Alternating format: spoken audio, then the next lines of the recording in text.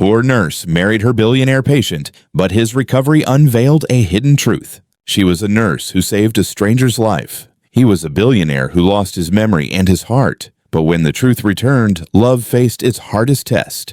Hello everyone, subscribe now to keep these stories of love loss and redemption alive. Comment on your city so we can feel how far our hearts travel. Every click helps another soul believe in love again. Now let's continue with the story. Snow fell softly over the city, dusting the quiet streets of Boston in silver. Inside the night shift ward at Boston Medical Center, Emma Collins rubbed her tired eyes and checked the monitor beside her patient's bed. She'd been on duty for 12 hours straight, but she refused to leave. The man lying unconscious before her wasn't just another patient. He was Alexander Graves, founder and CEO of Graves Technologies, a name that echoed through every business headline in America. Emma didn't care about headlines. All she saw was a man clinging to life, his face pale beneath the harsh fluorescent light. He'd been in a car accident off I-93, and no one had come to claim him. The police said his family was handling it, but no one ever showed.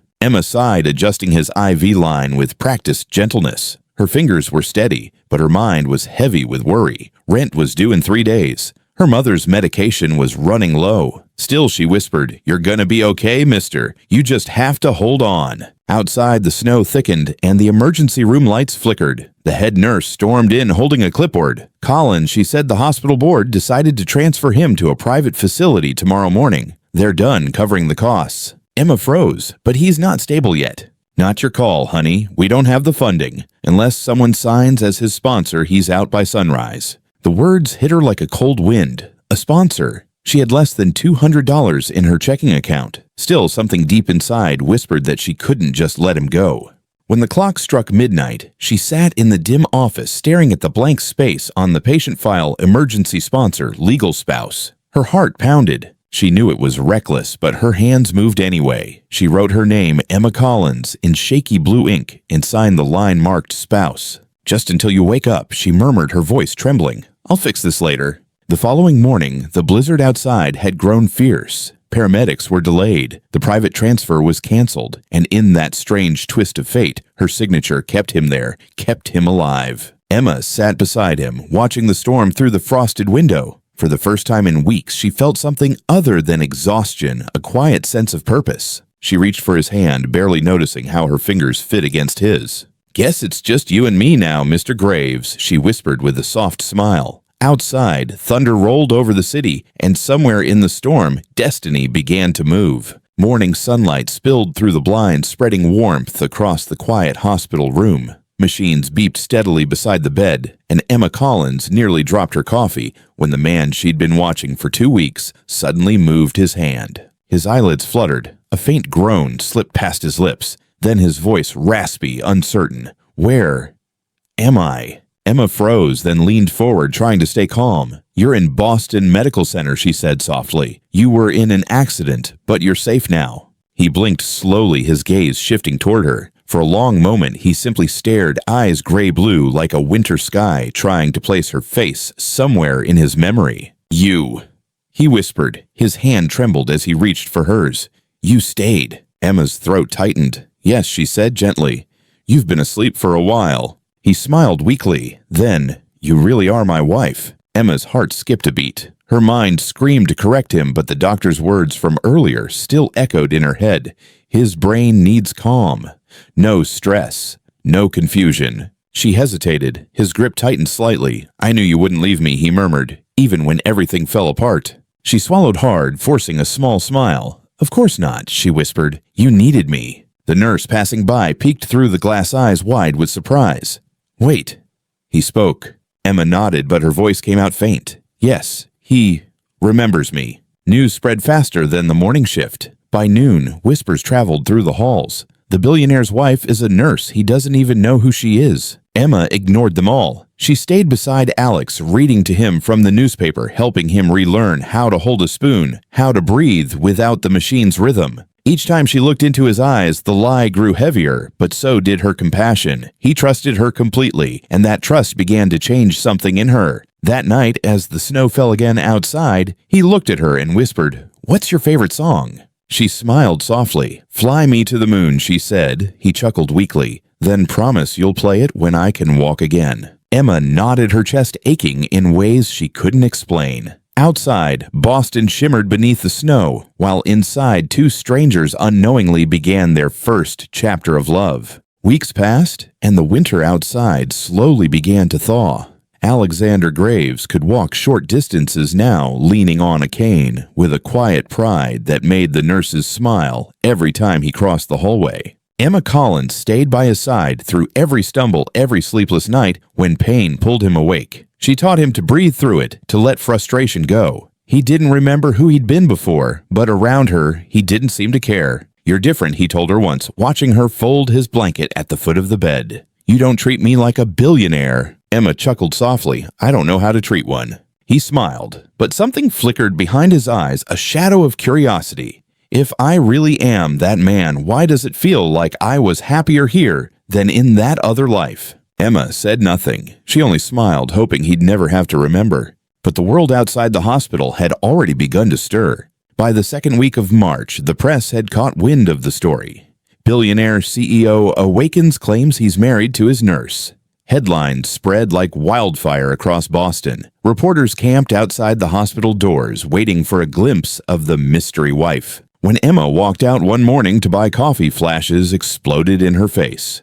"Mrs. Graves, how long have you two been married? Is it true you met at the hospital?" She froze, heart pounding. "I'm not giving statements," she said quickly, hurrying past them. Inside the hospital, director called her to his office. "Emma," he began, voice tight, "this entire situation is turning into a PR nightmare. You need to clear things up." Her stomach dropped.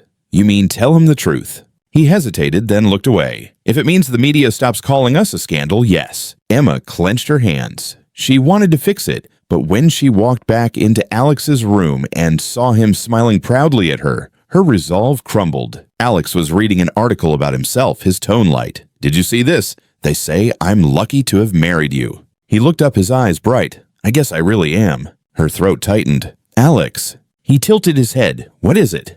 She began, but before she could finish, the door opened. A tall man in a dark suit stepped in, his expression unreadable. "Mr. Graves," he said curtly, "I'm Henry Carson, representing your company's board. We need to discuss your recovery and your situation." Alex nodded, confused. "Of course. This is my wife, Emma." Henry's gaze flicked to her, cold and sharp. "Right. The nurse." Emma's heart sank. His words cut more than he knew. Henry continued, "The board is concerned about the rumors. They insist on a full medical and psychological review before you make any statements or decisions." Alex frowned. "I don't need their permission to live my life." Henry's tone turned flat. "Actually, sir, until you're officially reinstated, you do. And your marriage could affect company reputation." That night, Emma sat alone in the cafeteria, the world suddenly too heavy to hold. She stared into her untouched cup of coffee, the one she used to bring to his bedside. She'd meant to help him heal, not destroy his life. The lie that saved him was now breaking them both. When she finally returned to his room, he was waiting by the window, his cane resting beside him. "Henry said something strange," he murmured. "He called you a nurse." "Not my wife." Emma froze. Her breath caught in her chest. He turned toward her, his expression soft but searching. "Tell me something, Emma. Why does everyone look at us like I'm not supposed to love you?" She looked down, her voice barely a whisper. "Because maybe you're not supposed to." Silence stretched between them, broken only by the faint hum of the city outside. Finally, he said quietly, "Then I'll love you anyway." Emma blinked, her eyes stinging. She wanted to tell him everything, the form she signed, the lie she told, but the words stayed locked inside. Because she knew the truth now, he didn't need the billionaire's life to survive. He just needed someone who stayed. The snow had melted into soft puddles along the sidewalks, and for the first time in months, the city smelled like rain and renewal. Inside Boston Medical Center, Alexander Graves took his first unassisted steps, slow, uneven, but proud. Emma Collins stood nearby, hands clasped behind her back, pretending not to hover. "Careful," she said, her voice warm yet firm. Alex grinned. "If I fall Nurse Collins, I expect the best treatment money can't buy." She rolled her eyes but couldn't hide her smile. "Just focus on walking straight, Mr. Graves." He laughed softly, his voice steadier than it had been in weeks.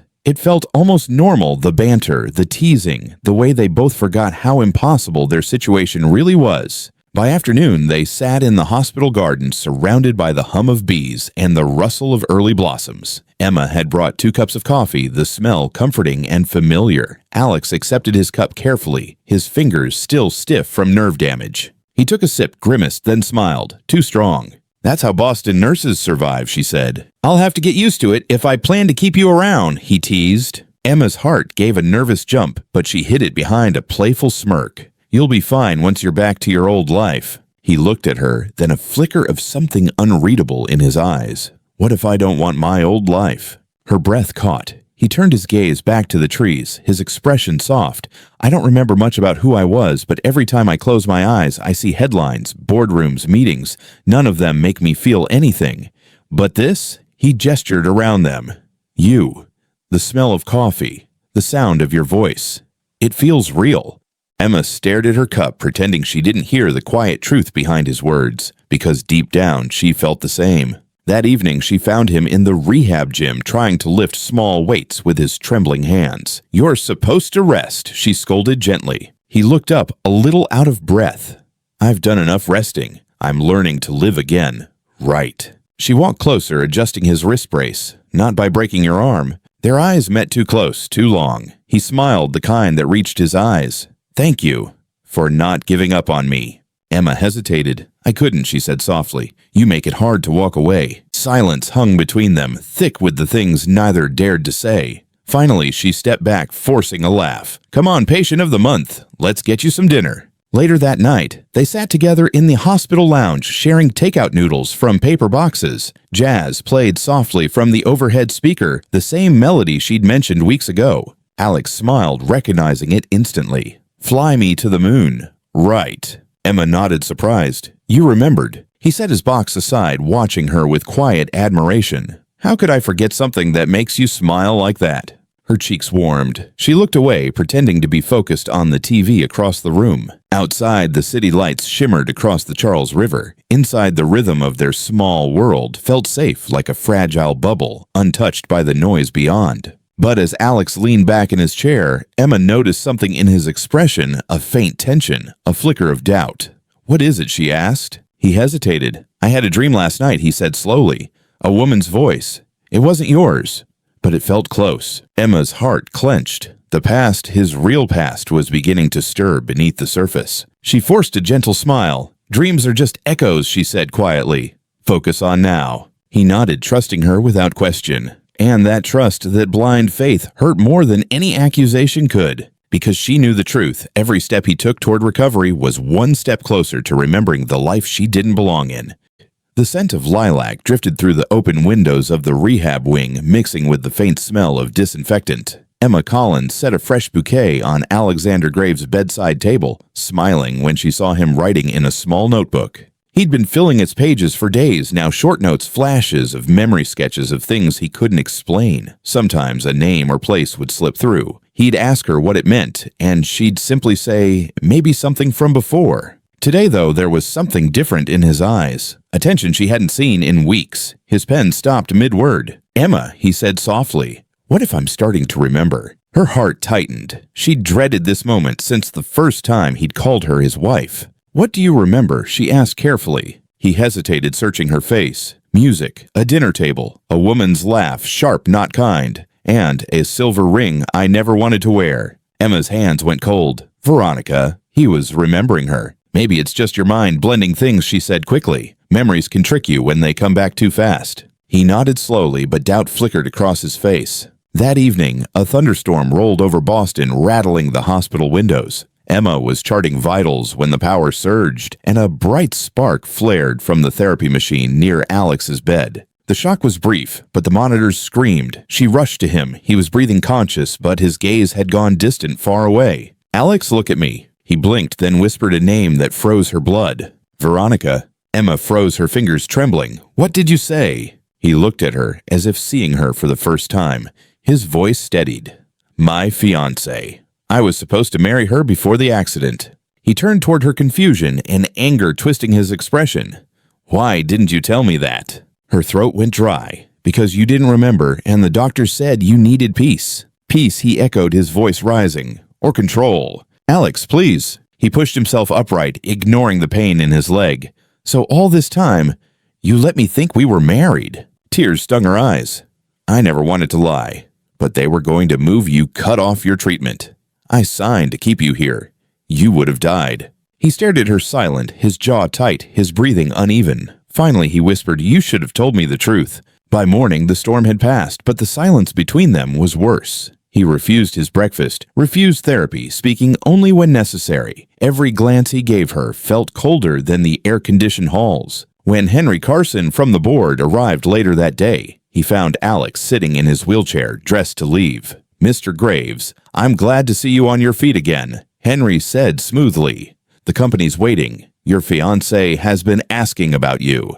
Emma froze in the doorway. His fiancé. Henry smiled thinly. Yes, Miss Veronica Hale. You might remember her name from the news. Alex didn't look at Emma. He just nodded. Tell her I'll see her soon. Her chest ached as he rolled past her, not even meeting her eyes. He'd left his coffee cup behind the one she brought him every morning. It was still half full, cool to the touch. That night, Emma stood in the empty rehab room, the steady beep of the monitors now replaced by a dull hum of silence. She folded his blanket, the one she'd straightened every day, and placed it neatly at the end of the bed. For the first time since she'd met him, the space felt hollow, as if her purpose had walked out the door with him. Downstairs, rain began again, soft and relentless. Emma stepped outside, the city lights blurring through her tears. Her phone buzzed a message from the hospital administration, effective immediately. Your assignment with patient Graves has concluded. She exhaled her breath, catching in the cool air. No goodbye, no chance to explain. At the corner of Tremont Street, she paused beneath a flickering street lamp, remembering his last words,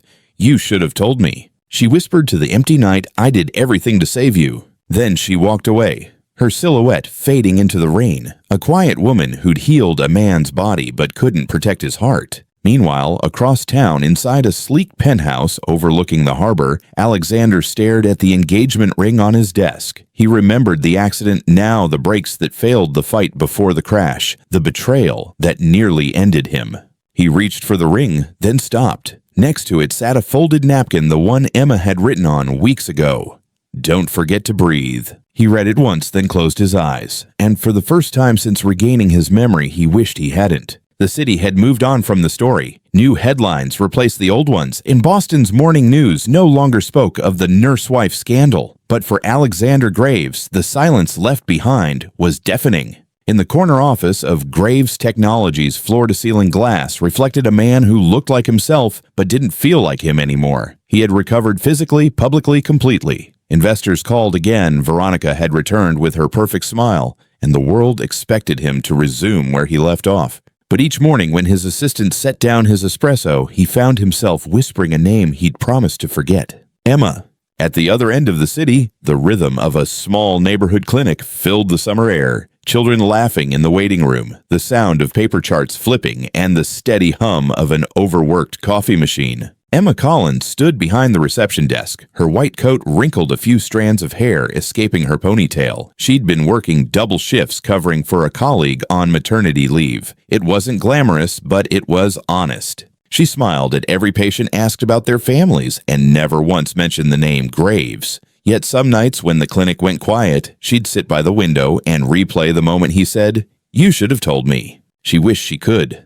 But how do you explain love born from a lie? Across town, Alex sat at his desk, a single cup of coffee cooling beside him. He hadn't touched it. He never did. It didn't taste right anymore. His therapist had told him that memory recovery could bring emotional distortion, feelings that lingered without logic. He laughed at the explanation. There was nothing distorted about what he felt. Every sound, every small routine, the smell of coffee, the sound of rain on glass, the faint melody of "Fly Me to the Moon" playing in the background of a cafe brought her back to him. He opened the drawer of his desk and pulled out the folded napkin she'd once written on. The ink was fading, but the words were still there. "Don't forget to breathe." He smiled faintly, then closed the drawer again, his throat tightening. That evening, he attended a corporate charity gala, the kind of event where every handshake was calculated. Veronica stood beside him, glittering in gold, her arm looped through his like an accessory. But when photographers asked them to smile, his expression faltered. As the music swelled, a jazz band began to play. The opening chords hit him like a jolt. "Fly me to the moon." He froze. Veronica leaned in. "Alex, you okay?" He forced a polite nod, but his chest burned. He couldn't breathe. He left the ballroom quietly, stepping out onto the hotel balcony where the city stretched below a maze of light and noise. For a long moment, he just stood there, hands gripping the railing, wondering how someone could feel so full and so empty at the same time. Meanwhile, back at the clinic, Emma was finishing her shift. Rain tapped softly against the window, echoing the same rhythm that had once filled his hospital room. She turned off the lights, but before leaving, she poured 2 cups of coffee, a habit she couldn't break. She set one across the table the way she used to do for him and whispered, "Good night, Alex." Then she smiled sadly and took a sip from her own. That night, 2 hearts in the same city breathed the same air, drank the same bitter coffee, and looked out into the same rain. Neither knew that the distance between them was smaller than they thought, and that soon, fate would find a way to bring them back together. The sky over Boston had turned the color of steel. Thunder rolled across the harbor, and heavy rain began to pound the streets, washing the city in restless light. In a corner office overlooking the skyline, Alexander Graves stood by the window watching the storm build. He hadn't touched his work in hours. The board meeting had ended, Veronica had left in frustration, and the silence that followed felt louder than the thunder outside. Henry Carson entered without knocking. "Sir, the city's under a weather warning. You should head home before the bridges close." Alex nodded absently, but when Henry turned to leave, something on his tablet caught Alex's eye, a local news headline flashing across the screen. "Community clinic suffers power outage amid severe storm." Below it, a picture of a small building on Tremont Street, and standing in front of it, umbrella in hand, was a woman he hadn't seen in months. Emma Collins. He didn't think, didn't call security, didn't tell Henry where he was going. Within minutes, he was behind the wheel of his black SUV, rain slamming against the windshield as he sped through the flooded streets. The storm grew worse by the minute. Streetlights flickered. Sirens wailed somewhere in the distance. Every few blocks, he had to swerve around downed branches and stalled cars. But nothing could stop him now. When he reached the clinic, the entire block was dark. Lightning split the sky, illuminating the small, rundown building where she worked. A single candle glowed through a window. He pushed open the door, soaked from the rain. The smell of alcohol and wet concrete hit him instantly. Inside, a few nurses moved frantically between patients hooked up to emergency equipment. And there in the center of the chaos was Emma, her sleeves rolled hair sticking to her forehead, manually pumping air for a young boy on a failing ventilator. Emma. She looked up startled. For a second, she thought she was imagining him. "Alex, what are you doing here?" He rushed toward her, kneeling beside the table. "I saw the news. The generator's out." She nodded out of breath. "The storm took the power lines. We're trying to keep the oxygen going manually." Without hesitation, he pulled out his phone. "I brought a portable generator in my trunk. It's one of the prototypes we built last quarter. It can power the unit for hours." Her eyes widened. "You still carry those?" He smiled faintly. "I never stopped believing in good ideas, especially yours." They worked side by side in silence, connecting the cords, testing the circuits, until the hum of electricity filled the small room once more. The lights flickered back to life, and the boy's chest rose evenly again. Emma let out a shaky breath. "You just saved him." Alex looked at her gently. "No," he said. "You did. I'm just catching up." When the last patient was stable, they stood near the doorway, watching the rain ease into a soft drizzle. For the first time since that night, months ago, they were close enough to hear each other breathe. "Why did you come?" she asked quietly. "Because I couldn't stay away anymore," he said. "I remembered everything, the accident, the lies, the way I looked at you, and saw peace for the first time in my life." She blinked, her eyes wet. "You deserve the truth, Alex." "I don't need truth," he said softly. "I need you." Thunder rumbled in the distance, but inside the air was still. He reached out slowly, his fingers brushing against hers, hesitant, searching, real. For a long moment, neither spoke. Then, without another word, she stepped closer, resting her forehead against his chest. Outside, the storm passed over Boston, leaving the city washed clean. Inside the small clinic, a man and a woman who'd both been broken finally found what the storm couldn't take a second chance. The city woke slowly after the storm. Sunlight crept through the clouds, reflecting off puddles that shimmered like glass along Tremont Street. Inside the small clinic, the hum of the generator had faded into a steady rhythm of recovery. Emma Collins stood by the window, watching the light stretch across the wet pavement. For the first time in weeks, she wasn't rushing. She wasn't hiding. Behind her, the sound of quiet footsteps. Alexander Graves appeared in the doorway, still wearing the same rain-soaked jacket from the night before. He looked tired, but there was something new in his eyes. Peace. "You didn't go home," she said gently. He shrugged. "Didn't have a reason to. Besides, you make better coffee than my machine ever could." She smiled faintly. "I didn't know billionaires drank instant coffee." "I didn't either," he said, "until you." For a moment, the world outside seemed to disappear. The hum of the machines, the smell of antiseptic, the quiet chaos of morning rounds all faded until there was only them. By noon, the clinic was nearly back to normal. Children waited for checkups, nurses restocked supplies, and the city's warmth returned. But in one small corner, a moment of stillness lingered. Emma was reviewing charts when she heard a soft voice behind her. "Can I talk to you?" She turned. Alex stood there, hands in his pockets, that familiar mix of confidence and uncertainty on his face. "Alex, I thought you had a meeting with the board." "I canceled it." "You what?" He smiled faintly. "I told them I had something more important to do." Before she could respond, he took a slow breath. "I don't care about the headlines anymore, Emma. I don't care what they say about us or what I used to be. I only know that when I lost you, I stopped feeling alive." Her heart thudded painfully. "Alex, we come from two different worlds. Your life, it doesn't fit with mine." He stepped closer. "Then I'll build a new one. A life where coffee tastes like yours and storms bring me back to you." She shook her head, tears threatening.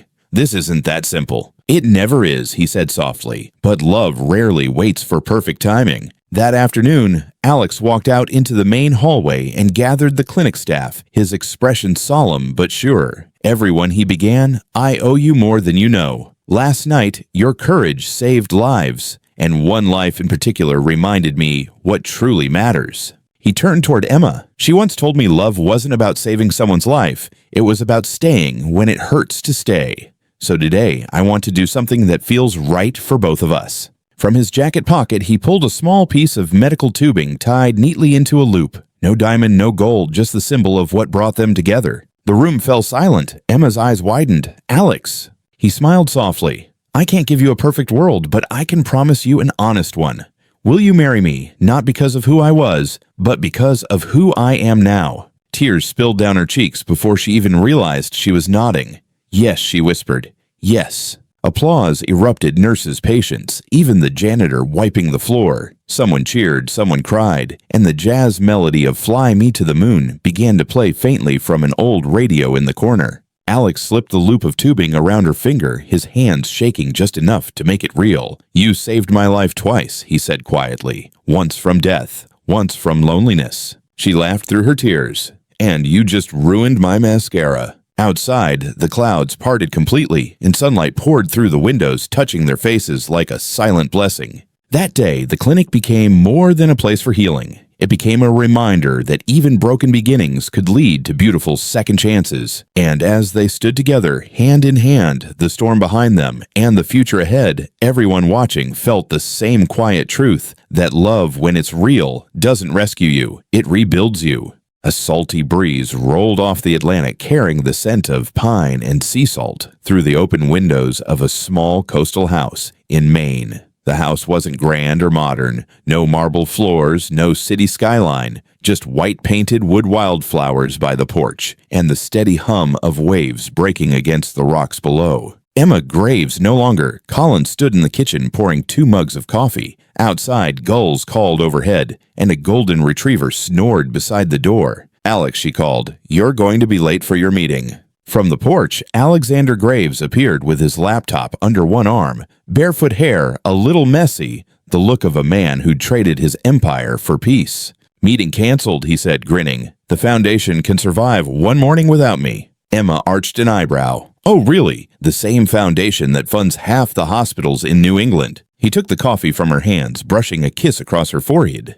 "It runs better when I don't micromanage." She laughed, shaking her head. A year ago, she would never have imagined this, the billionaire who once lived by a clock, now barefoot, fixing a crooked fence and learning how to make pancakes without burning them. They'd built the Graves Foundation for Public Health together, her idea, his funding, their purpose. Every month, it supported free clinics across the country, including the one in Boston where they first met. Emma visited often, training new nurses, mentoring young women who thought compassion had limits. Alex stayed mostly in Maine, managing the foundation remotely, turning corporate power into something human. Sometimes when donors asked why he left the city, he'd simply smile and say, "Because I found something worth more than my company." That evening, they sat together on the back porch, the ocean stretching endlessly before them. Emma leaned her head on his shoulder, watching the sunset fade into pink and gold. "You ever miss it?" she asked softly. "The boardrooms, the cameras, the noise." He chuckled. "I miss the coffee machine in my old office." She laughed. "Of course you do." He turned serious for a moment, gazing out toward the horizon. "Sometimes I wonder what would have happened if I hadn't crashed that night." Emma reached for his hand. "Then maybe we would have never met." He nodded, smiling faintly. "Then I guess I owe that storm my life." The wind shifted, carrying the faint tune of a radio inside Fly Me to the Moon. They both looked at each other and laughed quietly. He stood, offering his hand. "Come on, Mrs. Graves. Dance with me before it gets dark." Barefoot on the porch, they swayed under the fading light, two worlds that once collided, now moving in the same rhythm. The coffee grew cold on the table, the ocean whispered below, and in that soft moment of stillness, it was clear they had finally found home. The first leaves had begun to turn, painting the coastline in gold and rust. The air carried that quiet chill of early autumn, the kind that whispered change was coming again. Inside their cozy home, Emma Graves folded fresh linens while Alex worked by the window, reviewing files for a new grant proposal. The Graves Foundation had grown far beyond what either of them dreamed. Every project, every clinic they funded felt like a small echo of what they had once survived together. But this morning felt different. Something about the letter on the desk, a sealed envelope from the Boston Police Department, seemed to hum with unfinished business. Alex hesitated before opening it. When he finally unfolded the paper, his breath caught. The official report confirmed what he had long suspected: the brake failure that caused his crash had been deliberate. The culprit, Veronica Hale, his former fiancée. She had confessed as part of a plea deal in an unrelated investigation. The motive was greed. The same greed that once nearly cost him his life. Emma walked in quietly, noticing his expression. "What is it?" He handed her the letter. She read it slowly, her fingers trembling slightly. When she looked up, her eyes searched his face. "Alex, what are you going to do?" He was silent for a long time. Then softly, "Nothing." "Nothing." He nodded. "She taught me what greed costs. You taught me what love saves." He tore the letter once, then again, until the pieces fell like pale leaves into the trash bin. Emma's eyes shimmered with quiet pride. There was no revenge in him anymore, only peace. That evening, they walked down to the rocky shore as the sun dipped low, casting streaks of orange and violet across the water. Emma carried 2 mugs of coffee, steam curling upward like ghosts of all their yesterdays. She handed him one and smiled. "You've recovered, Alex." He turned to her, his eyes soft but certain. "Not fully," he said. "Not until the day I made you my wife." They stood in silence, listening to the slow rhythm of the waves. The tide came in, brushing over their bare feet, and in that small moment, the past and future met not in pain, but in gratitude. Alex looked out over the horizon and whispered, "You don't need wealth to heal someone's soul, just love, patience, and faith." Emma leaned against him, and together they watched the last light of day fade into the sea. As the screen fades to black, the narrator's voice returns. "Sometimes love doesn't rewrite your story. It teaches you to start a new one." If this story touched your heart, remember to like, subscribe, and join us for more emotional billionaire love stories where every heart finds its way home.